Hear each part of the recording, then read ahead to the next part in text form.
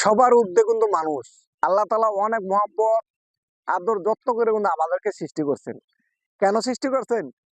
খামু আর ওয়াশরুমে যাবো, প্রস্রাব করবো আর মানে ৩ মাস একখানা করে ঘুমামু। এটার লেগে কিন্তু আল্লাহ তাআলা সৃষ্টি করেন নাই। আল্লাহ তাআলার একটা উদ্বেগ অবশ্যই আছে। উদ্বেগ কেন? যে আমি সৃষ্টি করছি, তোমরা দেখো আমাকে মানে এবং আমার হুকুমগুলো আদায় করে। দেখো ৫ ওয়াক্ত নামাজ কালাম পড়তাছে। ফেরেশতাদের সাথে কিন্তু আল্লাহ তাআলা বলেন। তো এরকম আমরা যদি আল্লাহর কাজ করি, আল্লাহ অনেক খুশি হন। আর আল্লাহ খুশি হয়ে কিন্তু আমাদেরকে ডাইনাতে আমলনামা দিবে। হাসতে, হাসতে আমরা জান্নাতে চলে যাব। আমরা কি সবাই চাই না আল্লাহর হুকুম মানতে?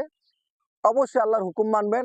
আল্লাহ তাআলা আমাদেরকে এটার বিনিময়ে অবশ্যই জান্নাত দিবে।